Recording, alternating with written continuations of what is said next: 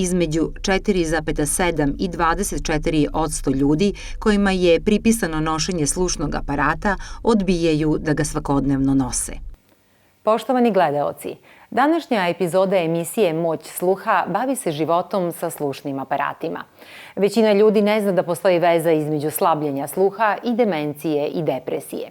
Rizik od demencije i depresije kod osoba sa oštećenim sluhom značajno se smanjuje nošenjem slušnih aparata. Koje su prednosti i kako izgleda život sa slušnim aparatima saznaćemo u današnjoj epizodi. Da li je po osobu sa oštećenim sluhom bolje živeti sa slušnim aparatom ili bez? Da živi sa slušnim aparatom svakako. Pa bolje da ima aparat kad već ne čuje. Pa bolje je sa aparatom, jer ipak mora da se čuje. Jer da nije potreban sluh, ne bismo imali uši. Pa ja mislim koliki je procenat oštećenja sluha da bi trebalo da ne koristi aparat. Mislim, tehnička podrška je uvek dobra. Znači da nosi aparat, što?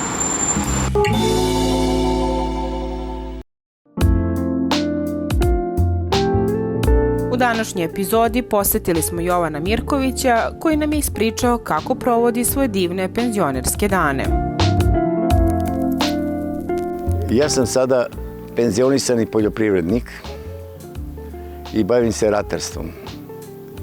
Ustajanje ujutru, kao i svaki penzioner, malo se sluša dnevnici, na televiziji malo novine, klasično doručak, izlazak i počinjem da svoje obaveze za taj dan ili idem tamo gde su mi njive, da obiđem u sebe, da vidim kako je, ili čitam malo novine, jedna šetnja od jedno pola sata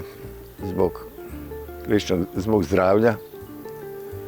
Ujutru mi dolaze prijatelji na kafu, idem i ja kod njih, a popodne se skupljamo tako i družimo se vrlo često.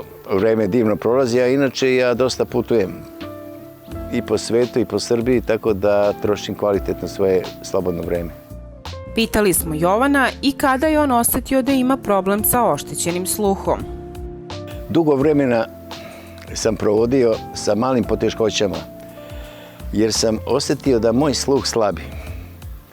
Ali sam računao, nije to ništa problematično, ima vremena i tako dalje. Međutim, kada je već to postalo toliko problematično da sam morao nešto da uradim i po nagovoru moje familije otišao sam u firmu Neurot i jednu veliku promenu u mom bitisanju dnevnom sam osetio, jer mi je daleko sad lakše da komuniciram sa ljudima i to sam trebao da uradim još ranije pre nego što sam se premišljao da li da uradim, da li da ne uradim.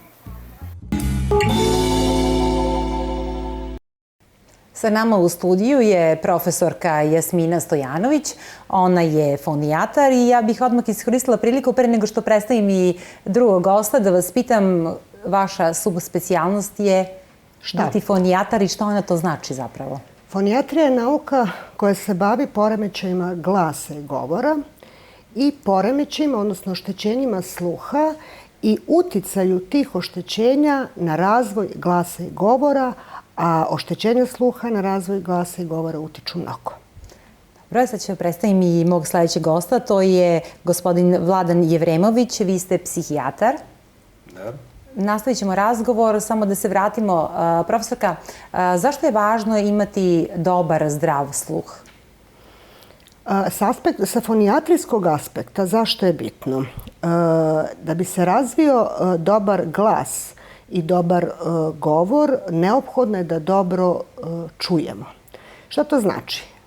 Govor je učena radnja. Znači, mi učimo da govorimo kao što učimo vožnju biciklu, plivanje, vožnju automobila. To su uslovni refleksi. Znači, neophodno je da beba lepo, zdravo i dobro čuje iz svog okruženja, bilo da su to roditeljsko okruženje, jaslice, da bi napravila uslovne reflekse u svom centralnom nervnom sistemu i naučila da govori. Ako nije dobar sluh, nije zdrav sluh, ona ne može dobro, zdravo da nauči da govori. Znači, jednostavno, ne kažete za nekoga osobu ona je nema. Kažete gluvo nema. Znači, zato što je dakle, povezano je apsolutno, to je ta auditivna ili slušna kontrola. Slušam, razumem u asocijativnim zonama mozga i razgovaram sa osobom zato što razumem i aktivno učestvujem u socijalnom okruženju. Profesorka, mi smo pogledali sada anketu i videli smo da većina ljudi misli da slušni aparati doprinose boljem kvalitetu života, ali ih ipak ne koriste. Pa jeste, znate kako? Šta vi mislite o tome? Oštećenje, naravno, jer sad se akcena se stavlja na kvalitet života. Sve to zavisi i od profesije, od starosti pacijenta, od njegovog okruženja, od njegovog socijalnog bitisanja u tom okruženju.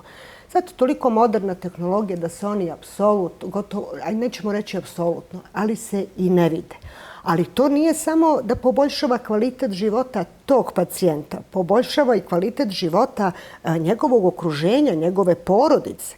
Jer znate, porodica kaže ja ne mogu da ga ubedim da nosi slušni aparat. U trećoj sobi čujemo televizor koliko je pojačan, a on ga ne čuje. Ali polako, znate, jedan pregled, drugi pregled, pa polako pacijentu objasnite da je neophodno, jer obično ta oštećenja sluha idu u govornom području. Znači, nerazumevanje govora. I onda se čak i govor, iako je normalno razvijen, vremenom menja. Pa vam k, g pređe u k, ž vam pređe u š, ili utihnu, ili čak se razvija i promuklost, zato što on sebe ne čuje dok govori, pa povisi svoj glas i glasnice udaraju. Tako da imate vezu i oslabljen sluh i promuklost. Ali to sve ide u sklopu obrata. Dobro. Za gospodina Jevremovića, pošto smo već govorili o toj socijalnoj komponenti, pa kako oslabljeni sluh utiče na ponašanje, raspoloženje ljudi?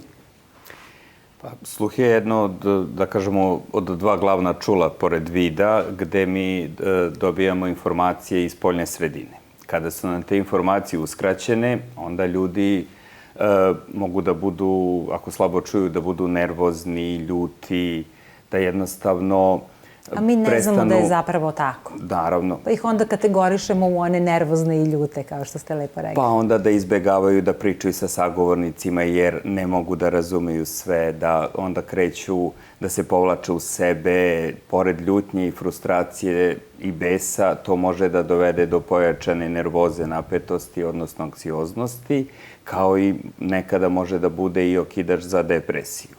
Pogotovo kod starijih ljudi, faktički slabljenje svih funkcija života, dolazimo do jednog deficita koji je i jedan stepen invaliditeta, složit će se profesorka sa mnom, i onda to može dosta da utiče. Oni su zapravo demotivisani i onda dolazi do depresije. Da li slušni aparati pomažu u ovoj borbi protiv ovih bolesti koje ste naveli, to su bolesti sadašnjiste, odnosno pomažu u borbi protiv starenja? Pa svakako pomažu da ljudi koji imaju oslabljen sluh mogu ponovo da vrate neke funkcije, jer bez oslabljenog sluha oni, kao što se rekao, povlače su u sebe, nemaju više te neke svoje stare navike, koje odlazi u bioskop, u pozorište, na koncerte, to više ne može da radi, druženje, kažem, pada, a i komunikacija u porodici je slabija. Bez stimulusa s polja mozak slabije radi i slušni aparat pomaže da se mozak održava u jednom tonusu i da se vrati, da kažemo, delimično ili potpuno neke funkcije. Profesorka, zašto je važno da se dobro čuje na oba uha? Znate kako, stimulusi kao zvučni stimulus potrebno je da draži korteks iz oba uva. Znači da impuls, zvuk putuje iz oba uva. Prethodno sam rekla da je obično simetrično oštećenje sluha u govornom području. Kao što je kolega rekao da je vid bitan, Kad je oštećenje vida u pitanju, nosite naočare, nosite naočare na oba oka. Da, i nemate nikakav problem sa tim. Tačno, tako da je vrlo, vrlo bitno nošenje oba slušna pomagala ukoliko je obostrano oštećenje sluha u pitanju. Da li slabiji sluha, već smo čuli da kad su u pitanju demencije i depresije, ali kakva su vaša iskustva kad vam dođu pacijenti koji imaju slabi ili oštećen sluh? Da li zaista ima pojava demencije? Kolega, to ipak ostavljam kolegi, ali ono što sam primetila, pacijenti koji su bili jako socijalno aktivni, znate, voleli izlaske, voleli druženje, njima ćete vrlo lako da objasnite benefit korišćenja slušnih pomagala. Jer on hoće da bitiše i dalje u socijalnom okruženju. Bez obzira da životni vek se produžio sa 70-80 godina, oni vole da izađu i u pozorište, u restorane, u bioskope, da nastave da žive. Gospodine Jefremoviću, šta biste rekli, kako može porodica i okruženje da pomogne osobama sa oštećenim sluhom? Pa kao i kod svake bolesti, prvenstveno je tu ljubav i razumevanje. Nekada je teško razumeti pacijenta, staviti se u njegovu kožu, to se nažalost često dešava, a nekada sami pacijenti kriju i ne žele da priznaju da imaju neki defekt, odnosno oštećenje sluha. Porodica treba da pruži dosta razumevanja i sa puno pažnje da pomogne pacijentu da se obrati lekaru za pomoć i u krajnjoj liniji da krene da nosi slušni aparat da bi povratio kvalitet svog života. Dakle, sa vašim rečima ćemo i da završimo emisiju, dakle, ljubav i razumevanje da bi pacijenti, odnosno osobe sa oštećenim sluhom, shvatile da treba da se obrate lekaru i da krenu sa nošenjem slušnih aparata. Hvala vam još jednom. Hvala i vama, poštovani gledaoci.